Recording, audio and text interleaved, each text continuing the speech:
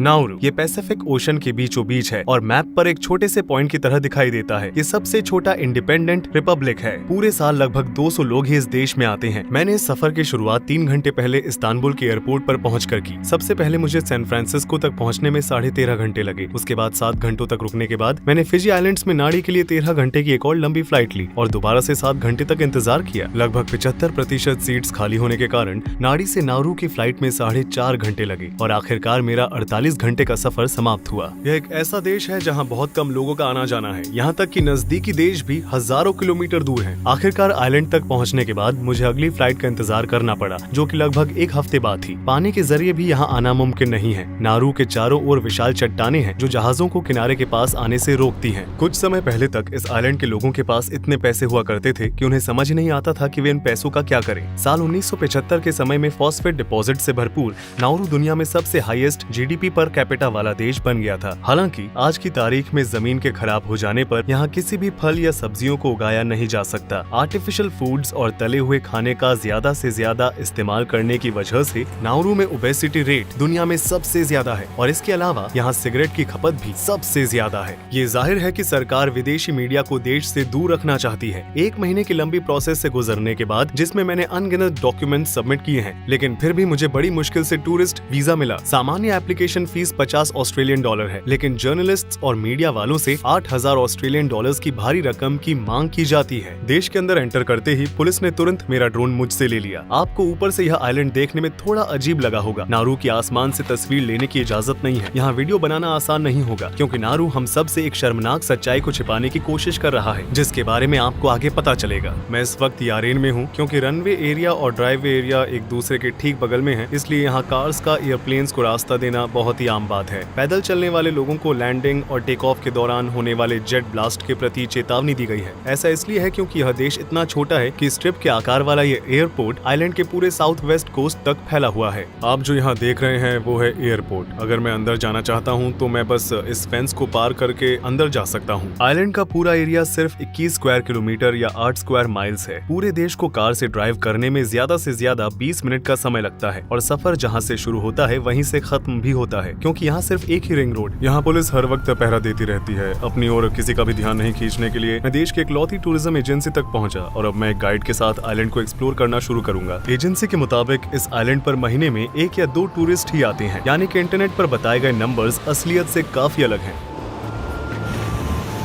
आप आइलैंड पर अपने खाली समय में क्या करते हैं? वॉलीबॉल। सो आप आइलैंड पर अपने खाली समय में क्या करते हैं?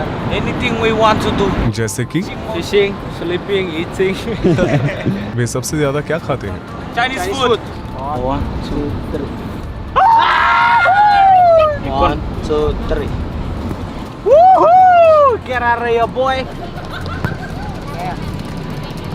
लेकिन फिर भी यहाँ ज्यादा लोग नहीं आते। नाउरू सदियों से माइग्रेटरी बर्ड्स का पसंदीदा स्टॉप रहा है। पहले माना जाता था कि इस आइलैंड में लिमिटेड रिसोर्सेज हैं, लेकिन इसकी मिट्टी में पक्षियों की बीट और समुद्री माइक्रो ऑर्गेनिज्म से बना गुआनो नाम का एक खजाना था। साल 1899 में जर्मन जियोलॉजिस्ट एल्बर्ट एलिस ने पाया कि इस आइलैंड पर हाई क्वालिटी फॉस्फेट रिजर्व है। एक समय में इसकी कीमत गोल्ड जितना था। फॉस्फेट एक रॉ मटेरियल है जिसका इस्तेमाल एग्रीकल्चर में प्रोडक्टिविटी को बढ़ाने के लिए किया जाता है और पहले विश्व युद्ध के दौरान ऑस्ट्रेलिया ने तुरंत नाउरू पर कब्जा कर लिया और इसे एक ओवरसीज माइनिंग फील्ड में बदल दिया। साल 1942 में कुछ समय के लिए जापान के कब्जे को छोड़कर निकाले गए फॉस्फेट को सालों तक दुनिया भर में बेहद कम कीमतों पर बेचा गया था। Some old people say that this cell here, Japanese used to pile people in and then close it up, put some gasoline from the rooftop and then burn them in there. Those who don't want to work for them. ये पटरी जो समय के साथ साथ मिटने वाली है, इसे साल 1907 में फॉस्फेट माइंस को धरती के अंदर वाले भाग से वेस्टर्न कोस्ट पर बने हार्बर तक लेकर जाने के लिए बनाया गया था। 1968 में नाउरू को आजादी मिलने तक यहाँ से 35 मिलियन मेट्रिक टन फॉस्फेट को निकाला जा चुका था। इस पर विश्वास करना थोड़ा मुश्किल है, लेकिन पिछले 100 सालों में दुनिया भर के कई लोगों की टेबल पर आने वाले फल और सब्जियां इस छोटे से आइलैंड की मिट्टी से निकाले गए फॉस्फेट से उगाए गए थे। आजादी मिलने के बाद नाउरू में पैसों की बारिश होने लगी और वहाँ पर रह रहे लोग, जिनकी धरती का इस्तेमाल फॉस्फेट माइनिंग के लिए किया जा रहा था, उन्होंने अपनी नौकरी छोड़ दी और करोड़पति बनने का इंतजार करने लगे। चाइना और अन्य पैसिफिक आइलैंड से हजारों वर्कर्स को फॉस्फेट माइनिंग की गंदी, गर्म और कठिन परिस्थितियों में काम करने के लिए लाया गया था। साल 1975 तक नाउरू में रह रहे प्रति व्यक्ति की इनकम लगभग 1,76,000 USD थी, जबकि दुनिया की लीडिंग इकोनॉमी में अमेरिका की आज के इन्फ्लेशन रेट को ध्यान में रखते हुए लगभग 44,000 USD थी। नारू अपने आप को एक वेलफेयर स्टेट राज्य स्थापित करने में कामयाब रहा, जहाँ कोई टैक्स नहीं था। पढ़ाई लिखाई, ट्रांसपोर्टेशन, स्वास्थ्य सेवाएं और यहाँ तक कि रहना भी मुफ्त था। I've seen my grandma come out of the bank with the pillowcase. They put all their money inside and just walk out with the money. Spend it all up. मैंने सुना कि यहाँ के एक पुलिस ऑफिसर के पास एक Lamborghini थी, लेकिन उसे एहसास हुआ कि वो कार के लिए फिट नहीं था, इसलिए उसने उसे फेंक दिया। क्या ये सच है? Yes, that's true. Even big some waste. of the cars are bought for just decorations. जैसे जैसे यहाँ पर रह रहे लोग अचानक अमीर होते गए, पैसा उन पर हावी होता गया और ये छोटा सा आइलैंड लेटेस्ट कार मॉडल से भर गया। सड़क पर चलते चलते हमने पहले जमाने की लग्जरी कार्स का कलेक्शन देखा। कैडिलैक, जीप, लैंड रोवर, ये उन गाड़ियों के कुछ नाम है जिनका इस्तेमाल आइलैंड पर रहने वाले लोग अपने मनोरंजन और रफ्तार के लिए कभी कभी किया करते थे। ये कार के कब्रिस्तान की तरह लग रहा है। उन पर जमी हुई जंग ये दर्शाती है कि अच्छे दिन और कितने दूर हैं। जब से मैं यहाँ आया हूँ तब से यहाँ पर रह रहे लोग मुझे सड़क पर घूमने वाले पिटबुल के झुंडों से सावधान रहने की चेतावनी दे रहे हैं। एक जमाने में ये बहुत ही मशहूर ब्रीड मानी जाती थी, जिसे आइलैंड के कुछ लोगों ने अडॉप्ट भी किया और फिर सड़कों पर खुला छोड़ दिया। डॉग्स के साथ साथ बाकी के जानवर जो पहले नारू में मौजूद नहीं थे, उन्हें भी समय के साथ साथ यहाँ लाया गया। बिल्लियाँ, मुर्गियाँ और सुअर ऐसे कुछ जानवर हैं जिन्हें हाल ही में आइलैंड पर लाया गया है। माइनस द्वारा पेड़ों को उखाड़े जाने और उपजाऊ मिट्टी की खुदाई करने के बाद सभी लिविंग ऑर्गेनिज्म को काफी नुकसान पहुंचा था। ये धरती न तो एग्रीकल्चर के काम आती है और न ही कंस्ट्रक्शन की। इस वजह से यहाँ के लोगों को इसकी बहुत बड़ी कीमत चुकानी पड़ती है। नारू की धरती 15 मीटर या यूं कहे कि 49 फीट तक गहरे गड्ढों और लाइमस्टोन पिक्स से ढकी हुई है, जो आइलैंड के बीच से लेकर कोस्टल एरियाज तक फैला हुआ है। एसिड की अधिक मात्रा होने की वजह से इस बंजर जमीन पर कुछ भी उगाया नहीं जा सकता। नॉर्वन खुद को जीवित रखने के लिए विदेशों से हाईली कंप्रेस्ड कैंड फूड्स का इस्तेमाल करते हैं, जिसे ज्यादातर ऑस्ट्रेलिया से इम्पोर्ट किया जाता है। नारू के लोगों की एवरेज लाइफ एक्सपेक्टेंसी 64 साल है। सही डाइट न होने की वजह से नारुओं को सालों से दुनिया के सबसे ओबीस नेशन का खिताब मिलता आ रहा है। 150 साल पहले जब तक वेस्टर्न वर्ल्ड द्वारा इस आइलैंड को खोजा नहीं गया था, तब तक ये आइलैंड आत्मनिर्भर था, लेकिन आज वे सब कुछ आउटसोर्स कर रहे हैं। यहाँ पर रह रहे लगभग 97% पुरुष और 94% महिलाएं अधिक मोटापे से ग्रस्त हैं। नारुओं में मोटापे की समस्या महामारी जैसी है। हर जगह सड़कों पर, रेस्टोरेंट्स में, बाजारों में मैं लोगों को इस मोटापे की परेशानी का सामना करते हुए देख सकता हूँ। ऐसी आबादी में जहाँ 45% लोगों को डायबिटीज है, इसलिए अंग विच्छेदन बहुत ही आम बात है। पूरे देश को जागरूकता को बढ़ावा देने वाले बैनर लगे हुए हैं। देखिए, स्टोर के शेल्फ्स पूरी तरह से खाली हैं। यहाँ हर 6 हफ्तों में प्रोडक्ट्स को इंपोर्ट किया जाता है। आइलैंड पर ताजे फल और सब्जियां होना बहुत बड़ी बात है। एक फूल गोभी की कीमत 18 ऑस्ट्रेलियन डॉलर्स है और वहीं एक तरबूज की कीमत 61 ऑस्ट्रेलियन डॉलर्स है। कई लोगों को मीट प्रोडक्ट्स खाना पसंद होता है, जिन्हें वेस्टर्न कंट्रीज अपने ही लोगों को बेचना नहीं चाहती। उन्हें वे नोरुआन्स के लिए टर्की टेल्स के रूप में बेचते हैं। जानवर के इस हिस्से में लगभग 75% प्योर फैट होता है, जो हेल्दी खाने से कोसों दूर है। फॉस्फेट की माइनिंग की वजह से यहाँ रहने की जगह की भी कमी है। डिस्ट्रक्शन की वजह से नारुओं की लगभग 80% जमीन रहने लायक नहीं है, जिससे इसके 14,000 निवासी सिर्फ 4 स्क्वायर किलोमीटर या 1.5 स्क्वायर मील के कोस्टल एरिया में रहते हैं। ये है बुआडू लैगून, मात्र एक ऐसी जगह जिसे कभी छुआ नहीं गया। ये पहले के समय में ले जाने का दरवाजा है। एक समय में नारू इस पौधे से भरपूर हुआ करता था, लेकिन अब ये सब गायब हो गया है। यहाँ अभी भी केले के पेड़, पैंडेनस के पेड़ और अनानास के पौधों को देखा जा सकता है। मूर्तियों की तरह दिखाई देने वाले स्ट्रक्चर्स नारुओं के समुद्र तट पर यह चट्टान के स्ट्रक्चर समुद्र से 5 मीटर या 16 फीट ऊपर तक पहुंचते हैं। समुद्र चट्टानों से भरा हुआ है, जो किनारों से लगभग 200 मीटर तक फैली हुई है, जिससे बड़े बड़े जहाजों का इस तरफ आना मुश्किल हो जाता है। इनमें से कई पानी के नीचे हैं और समुद्र का पानी कम होने पर उन्हें देखा जा सकता है। इससे लोगों के लिए पानी में सैकड़ों मीटर तक जाना और मछली का शिकार करना संभव हो गया है। पेड़ों के नष्ट होने की वजह से साल भर यहाँ का एवरेज टेम्परेचर लगभग 30 डिग्री सेल्सियस या 86 डिग्री फ़ारेनहाइट तक बढ़ जाता है। आइलैंड पर मौसमी हवाओं की वजह से बारिश और समय एक साथ बहते हैं। हालांकि नारुओं में कोई भी नदी या स्ट्रीम नहीं है, इसलिए यहाँ के लोगों के पास ताजे पानी की कमी है। इन डिसैलिनेशन प्लांट्स में रिवर्स ऑस्मोसिस का इस्तेमाल करके समुद्र के पानी का इस्तेमाल करके देश भर में हर रोज 2 मिलियन लीटर पीने का पानी बनाया जाता है। यहाँ मोक्का वेल नाम का एक अंडरग्राउंड लेक है। बिना किसी लोकल की मदद के इस गुफा में एंटर करने का रास्ता ढूंढना थोड़ा मुश्किल है, क्योंकि इसकी एंट्रेंस बहुत छोटी है। युद्ध के दौरान नारुओं के लोगों ने इस जगह का इस्तेमाल छिपने के लिए और साफ पानी पीने के लिए किया था। यह डिब्बों और कांच के टुकड़ों से भरा हुआ है। यह अंडरग्राउंड लेक अब पीने के पानी का सोर्स नहीं है। ईसाई धर्म से पहले यहाँ कौन सा धर्म था? It's the god here. There's the altar on the top side. If they give it food, it will come into life and then it will bring them what they were asking for.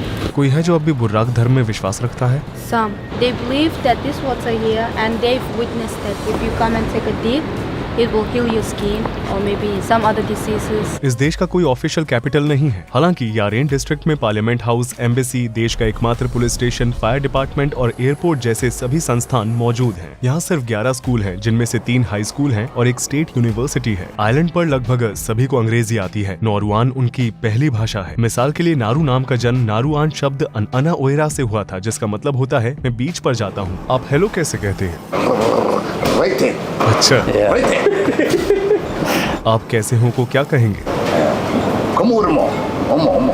मैं parliament में हूँ, जहाँ से नारू को चलाया जाता है। Formal setting के विपरीत यह आइलैंड के आरामदायक वातावरण को दर्शाता है। एंट्रेंस पर कोई सिक्योरिटी नहीं है और मुझे अपने फोन से फोटो और वीडियो लेने की भी परमिशन मिल गई है। उन्हीं सीट्स के साथ नारू का पार्लियामेंट दुनिया के सबसे छोटे पार्लियामेंट में से एक है। अगर यहाँ मौजूद लोगों को उन सीन्स के बारे में पता होता जो मैं आपको आगे वीडियो में दिखाने वाला हूँ, तो शायद वो मुझे ऐसा नहीं करने देते। साल 1970 में नारू सरकार को यह एहसास हुआ कि उनके फॉस्फेट रिजर्व खत्म हो रहे हैं और कई अन्य सहित फॉरेन प्रॉपर्टीज में निवेश करके oil rich countries, middle eastern countries की स्ट्रेटेजी को अपनाते और उन्होंने मेलबर्न में नारू हाउस, हवाई में नारू टावर, गुआम में पैसिफिक स्टार होटल, वॉशिंगटन में पैसिफिक हाउस, फिजी में द ग्रैंड पैसिफिक होटल। हालांकि भ्रष्टाचार और गलत मैनेजमेंट ने सरकार को 1990 के दशक में प्रति वर्ष लाखों डॉलर के कर्जे में डाल दिया और फॉस्फेट से होने वाली कमाई जल्द ही खत्म हो गई। अपने आप को बनाए रखने की कोशिश में सरकार ने देश को टैक्स हेवन में बदलना चाहा और इसके चलते यह ड्रग कंट्रोल, रूसी माफिया और अलकायदा जैसी ऑर्गेनाइजेशन के साथ मनी लॉन्ड्रिंग घोटालों में शामिल हो गई। नारू ने 400 से भी अधिक फॉरेन बैंक्स को एक ऐसे सिस्टम के तहत लाइसेंस जारी किया जिसमें ब्रांचिंग की आवश्यकता नहीं थी और ऑप्शनल रिकॉर्ड रखने की अनुमति थी। उस अवधि के दौरान अकेले रूसी माफिया ने नारू में बैंक्स के जरिए 70 बिलियन अमेरिकी डॉलर का अनुमान लगाया। इंटरनेशनल प्रेशर की वजह से देश को गैर कानूनी बैंकिंग एक्टिविटीज पर रोक लगानी पड़ी और 2004 से कैश बेस्ड इकोनॉमी का इस्तेमाल करने के लिए मजबूर किया गया। ऑस्ट्रेलियन डॉलर नारू की ऑफिशियल करेंसी है। देश भर में मौजूद कुछ ही एटीएम्स में भी पैसे नहीं है। मैं अपने साथ कुछ कैश लेकर आया था, लेकिन यहाँ क्रेडिट कार्ड भी स्वीकार नहीं किए जाते। मनी लॉन्ड्रिंग को रोकने की कोशिशों के बावजूद आज की तारीख में यहाँ बस एक ऑस्ट्रेलियन बैंक कार्य करती है। साल 2000 आते आते फॉस्फेट रिजर्व समाप्त हो गए और फॉस्फेट एक्सपोर्ट अपने पीक पीरियड के मुकाबले 1% तक गिर गया। देश के सेंट्रल बैंक को बंद कर दिया गया और दूसरे देशों में इसकी प्रॉपर्टीज को एक एक करके बेचा गया। टॉप साइड से आगे बढ़ने पर हम खुदाई करने वाली मशीनों को काम करते हुए देख सकते हैं। देश में अभी भी छोटे पैमाने पर फॉस्फेट की खुदाई की जाती है। अगर उन्हें यहाँ एक और फॉस्फेट माइन मिलती है तो क्या आप उसकी माइनिंग को सपोर्ट करेंगे?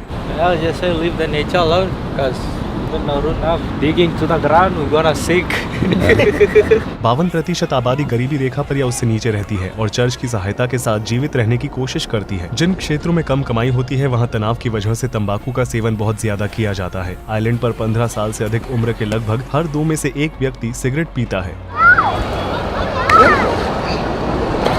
इस आइलैंड पर कुल 5 बीचेस हैं और वहाँ भी हम टायर और कचरा देख सकते हैं। नारू साल 2001 में फाइनेंशियल सपोर्ट के बदले ऑस्ट्रेलिया से अवांछित शरणार्थियों को स्वीकार करने के लिए राजी हो गया। लगभग 1000 शरणार्थियों, जिनमें ज्यादातर अफगान, इराकी और ईरानी थे, को नारू ले जाया गया और हिरासत में ले लिया गया। टॉप साइड पर जहाँ पेड़ों की कोई छाया नहीं है, वहाँ 3 रिफ्यूजी कैंप्स बनाए गए थे। लोगों को चिलचिलाती धूप में साफ पानी की नियमित पहुँच के बिना सालों तक प्लास्टिक के टेंट्स में रहने के लिए मजबूर किया गया था। इनमें से कईयों ने अपनी जिंदगी को समाप्त करके अमानवीय और बिगड़े हुए हालातों और अनिश्चित भविष्य से बचने की कोशिश की। ऐसे हालातों में सबसे ज्यादा मुश्किलों का सामना बच्चों को करना पड़ा, जो कि ज्यादातर कैंप्स में थे। इन कैंप्स को बनाए रखने के लिए ऑस्ट्रेलिया हर साल 550 मिलियन USD खर्च कर रहा था। दूसरे शब्दों में कहा जाए तो नारू गवर्नमेंट आइलैंड पर बंदी बनाए गए हर एक रिफ्यूजी के बदले 5 लाख USD कमा रही थी। जैसे ही मैंने इन छिपे हुए इलाकों में जाने की कोशिश की, अचानक बैरिकेड मेरे रास्ते में आ गए। उन्होंने टॉप साइड में 3 अलग अलग जगहों पर बनाए गए कैंप्स की ओर जाने वाली सभी सड़कों को बंद कर दिया था। फिर भी मुझे बाहर से शूट करने का एक रास्ता मिल ही गया। लगभग 20 सालों से ये कैंप्स चिकित्सीय लापरवाही, दुर्घटनाओं और खुद की जान लेने की वजह से अनगिनत व्यक्तियों की जान जाने का स्थान बन गया है। हालिया रिपोर्ट से पता चलता है कि ये जगहें अब पूरी तरह से खाली हो चुकी हैं। हालांकि यहाँ पर रह रहे लोगों को इस बारे में कोई खास जानकारी नहीं है। वर्तमान में नारू कनाडा में स्थित मेटल्स कंपनी के सहयोग से गहरे समुद्र में माइनिंग में शामिल होने का इंतजार कर रहा है। उनका प्लान पॉलीमेटालिक स्टोन्स को निकालने का है, जो हर 10 लाख सालों में बस कुछ ही मिलीमीटर बढ़ते हैं। बैटरियों में पाए जाने वाले कोबाल्ट, निकल, कॉपर और मैंगनीज जैसे मेटल से युक्त ये पत्थर आने वाले भविष्य में एनर्जी का सोर्स बनेंगे। वैज्ञानिकों ने चेतावनी दी है कि समुद्री जीवन को खतरे में डालने वाले ये माइनिंग ऑपरेशंस कार्बन को अब्सॉर्ब करने की समुद्र की क्षमता को कम कर सकते हैं और तेजी से मौसम में बदलाव ला सकते हैं। नारू के इस वीडियो को देखने के बाद मैं अनाउंस करना चाहता हूँ कि ये मेरा इस चैनल पर आखिरी वीडियो है। आगे से सारा कंटेंट सिर्फ मेरे नए चैनल पर पब्लिश होगा। मैंने अभी लारेन कनाडा पर नया वीडियो रिलीज किया है, जो दुनिया का सबसे ऊंचा ह्यूमन सेटलमेंट है। पृथ्वी पर आकाश के सबसे करीब बसा हुआ स्थान, जहाँ लोग बादलों के ऊपर रहते हैं। इस अत्यधिक ऊंचाई पर 5100 मीटर वायुमंडल काफी पतला हो जाता है और स्थानीय लोग केवल 50% सामान्य ऑक्सीजन लेवल के साथ जीवन बिता रहे हैं। उनके शरीर कुछ ऐसे विकसित हुए हैं कि वो हमसे 2 गुना अधिक रक्त कोशिकाएं बना सके। इस बंजर भूमि पर इतना कम एयर प्रेशर है कि एक भी पेड़ सरवाइव नहीं कर सकता। ये शहर पेरू के एंडीज में स्थित है और यहाँ की ऊंचाई यूरोप के एल्प्स में स्थित, जो कि सबसे ऊंची चोटी है, से भी 300 मीटर ज्यादा है। और जब आप वहाँ हो तो मेरे नए चैनल को सब्सक्राइब करना न भूलें। इस चैनल पर आपके सपोर्ट के लिए शुक्रिया। नए चैनल पर मिलते हैं हमारे अगले शानदार एक्सप्लोरेशन के लिए।